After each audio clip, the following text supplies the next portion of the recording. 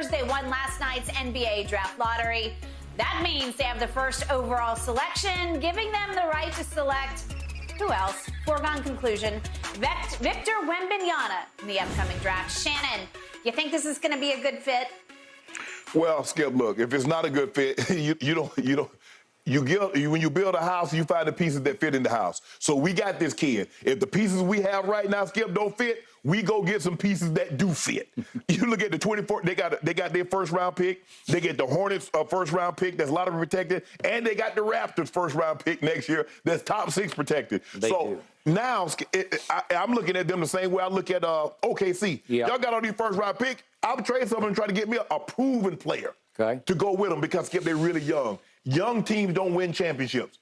You look at the Boston Celtics, it's taking them a time. It took Jason Tatum and Marcus Smart and Jaylen Brown years to be in this position where they can consistently compete. It's going to take years unless you get you a veteran presence. Now, it's not like San Antonio. I understand, Skip, to say they just finished building a $500 million practice facility. That's not going to attract top-notch free agents. No, agreed. So you're going to have to either trade, give up some of this draft capital and get someone maybe with a year or two left on their contract, and then try to coax them to stay. But if this kid is as good as they say he is, now, when they got David Robinson, Skip, they improved 35 games. They got Tim Duncan 12, 13 years later, they improved 36 games. Only because they got him because David Robinson was hurt, and so was everybody else on the team. Yeah, but that's how they got the first pick. But I'm saying you have to look at what the Admiral was, Skip. Yeah. Admiral spent 4 years at the Naval Academy. He did. Tim Duncan spent 4 years at Wake Forest. 4 long years. Them guys ain't waiting no 4 years. They waiting to get at that money because the sooner you get to the NBA, the sooner you can get you a max contract. Agreed. Like I said, Skip, all I've seen is highlights of the kid, and the kid he's extremely thin, but he can handle the ball, he can shoot the three, he can get to the rim. Mm-hmm. All those things should serve him well because the court is so much more spaced out and opened up. I don't know what he's going to be. Let's just say he's a combination, he's in between Tim Duncan and David Robinson. Well, you got you a franchise piece. Now, look here. Is he going to be better than Tim Duncan? That's a big old ladder. That's 5 championship MVPs, final MVPs, all defense. That's a lot going on. There was a lot going on with me last night. I cannot express to you how happy I was for those now long-suffering fans in San Antonio. Man, y'all had it good for so damn, Skip. How long you wanted to have it good? It's been a long time.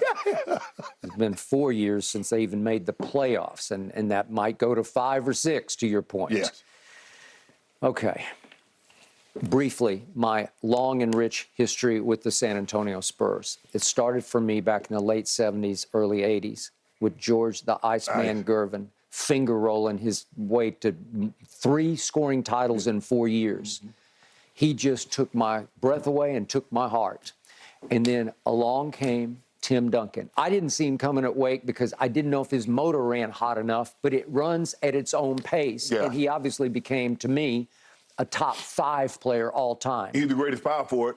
Ain't no question about that. And if not for Ray Allen, he'd have a 6th championship, right? Mm-hmm. Then came, thanks to R.C. Buford, Tony Parker as the last pick in the first round out of France. Mm-hmm. And then came Manu Ginobili as the second to last pick in the second round out of Argentina. And all of a sudden, you got something going. Right. And then R.C. turns right around and flat out steals Kawhi Leonard from the Indiana Pacers for George Hill. They even threw in Davis Bertans, if you can believe that. We got Kawhi with the 15th overall pick and Davis Bertans, who's an incredible NBA 6'9" three-point shooter. He's still in the league. Yes. Yeah. And we got both of them for George Hill, who I told you from the start, I never was the biggest George Hill fan, and then LeBron tried to trust him with those free throws, and you know the rest of the story. Okay. It got so crazy great for me. I became such a Spurs fan that I think for a while I was the mayor of San Antonio. And we started taking our show on the road to the 2013 finals and 2014 finals, and we would be down on the Riverwalk, and it'd be like 105 degrees in the shade, and we'd be dripping wet out there, and it was the greatest moments of my career. because they were so great to watch. And you thought they were broccoli because most people thought they were broccoli. Tim Duncan was the most boring superstar in the history of superstars. But you know what? People I knew inside the Spurs believed he was the greatest leader ever. Then what started happening? The Kawhi thing went completely sideways because he and Pop began to clash. And it was predictable because Pop is as old school as you can get. He's ex-military, and he coaches hard, and he is egomaniacal, just the way Belichick is egomaniacal. And how did he get away with it for all those years? Because he had a Brady named Tim Duncan in the locker room saying, it's just the way he is. Just we'll be okay. Just suck it up. Just bite your lip. Don't fight back. Kawhi finally fought back and said, I'm not going to take this anymore. And, you know, it went completely sour south. And it got so bad, I had people from Kawhi's inner circle calling me, telling me stories about what Pop was doing to Kawhi. And I was so tired of Kawhi because it looked like he quit on the team. But he actually exposed Pop for what he was.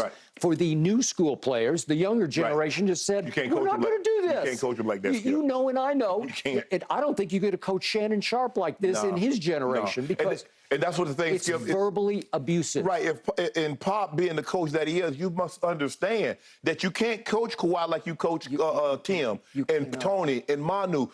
Skip, by his personality, just the way if you observe Kawhi, you already know you can't talk to him any kind of way. You do.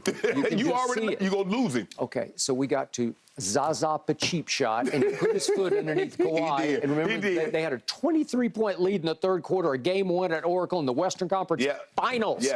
And he steps on the big old 20. Crater, like the ankle goes completely over. Because he'd already nursed a sore ankle because he hurt it against Houston. And that was the end of that. And then next year he played all of 9 games and quit his way all the way to Toronto and won a championship.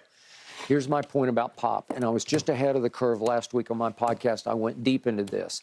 I have fallen out of love with Greg Popovich because nobody with any class, real class and human dignity would treat media members the way he consistently has. But he get away with it. He got away with it because Belichick does the same thing. Thank you. Thank you. He is Coach Belichick. It's all, and yet he kept saying, when Tim Duncan walks out that door, I'll be right behind him. Tim Duncan walked out that door 7 years ago, and guess who's still coaching? Okay, so now to my bigger point. I was bittersweet last night in my emotions because I don't want to see Pop coach Wembanyama because he seems like such a great kid, but he's a new school kid. And he's not going to, his mother has coached him, and he's not going to be able to take this. The Pop's 75, and I don't care about the age. I just care about old school. Yeah, you got to change. And he had bullied the media for so long and gotten away with it. In fact, I saw Doc, there was a quote recently where Doc got upset with a line of questioning. He said, would you ask Pop that question? And I'm thinking, Doc, no, nobody would ask Pop that question because they'd be afraid for their lives because he would cut them to pieces, right? Because he was so condescending and such a big bully pulpit standing up there. Okay, so the point is, last night, it hit me. The truth is, and this is not going to happen because he's so beloved in San Antonio, it's time to go with a new coach. You know what? To go with a young coach? Yes, it is. This is a new era with a kid who I think could be a big star. I think he can because I was watching his highlights last night of he's playing in the French Pro League. Shannon, he's unguardable because he is so agile. And has such supreme skill. He's 7'5", and he's skinny, but he plays with some strength, and I'm sure that can change. But isn't it time to go young at coach, to have them start together, to start a whole new Spurs generation? Well, I don't see that happening, Skip. He going to a place that is no nonsense, that is all basketball. I think Manu's still there, so Manu will be in his ear. But I just think the thing now... I hope Tim is in his ear, because Tim's around. He lives in San Antonio. I just think the thing is, Skip, the way coaches have to understand now, no matter how great the players are, a lot of these guys play video games. That's their thing. And COD and whatever else you be, whatever it is, Skip, I got it. You just have to accept that and says, okay, play your video game, but as long as you come ready to play see Kyler Murray. Right? And you see what did Devin Booker say? Man, I got to go get on that COD. I'm sorry, guys, but that's what these guys do now. But I ain't got no problem with it. But as long as, you know, football, you know your assignment. Basketball, you know what you're supposed to do. Yeah. And you go out there and play. Yeah. Hey, what you do in your spare time? Got it.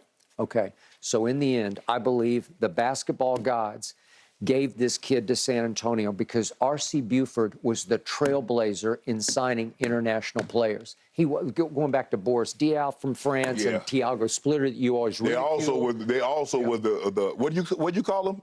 Signing international players. What did you say they were? The innovators? Yeah, the trailblazers. Trailblazers. Yeah, There's also the trailblazers on load management. They trailblazed that too. No, so give them credit for that. No, that's true. But the point is, they've had such a long parade of very good, out of nowhere foreign players where I'd say, I don't even know who that guy is, and look what he can do. Right. Okay, so the basketball god said, we reward you with Victor. Right. You got Wemby. Right. Congratulations. Now, I just like to see somebody else coach him. You get two top 50, top 50 player in David Robinson, two top 75 players in Robinson and Duncan. Yep. And you coach them hard. Skip, who else gonna come in there and say, "Oh, you can't coach me like this"? He's like, did you see the Admiral MVP? Did you see Duncan? Yeah. That's the way I coach them, and they got us championships. So. Well, see Kawhi Leonard. And Coach Belichick. Yep. Coach Belichick said, did y'all see how I coach Tom? Mm-hmm. And Gronk? And this one and that one? How's it working out with Mac Jones? Not. Hey, Tom just like, at that point in time, I don't think, knowing Tom the way you know him now, Skip, I don't think he could deal with it now. You're probably right. Well, after he got a taste of Tampa. He's like, Okay. You grow up, you get brought up into that. Yeah. That's all you know. All right. So I dare the hardest core Spurs fan, go back and look at the Spurs record after Tim Duncan walked out that door. See what happened. Pop got exposed. He's just They were good, Skip. I still believe they would have been a contending team had Kawhi been able to stay there. Because Kawhi and LaMarcus Aldridge, that was a nice little combo. And then they got DeMar DeRozan, and it started to teeter. Yeah. But they got DeMar DeRozan for Kawhi. They did. Spurs fans had a party on social media last night. It certainly was fun to watch all the reactions. Hey, Lulu, send me one of them cinnamon rolls. They got them 5-pound cinnamon rolls, Skip. You want one? No, I do not. You should. Ernestine will eat it. Ernestine, I'm going to get us a 5-pound cinnamon roll. I don't think she Shannon, would. I bet you wouldn't eat it either. All right, guys, let's move on. LeBron, do you think he lost a step last night, or is he looking as good as ever? Skip and Shannon weigh in when we come back.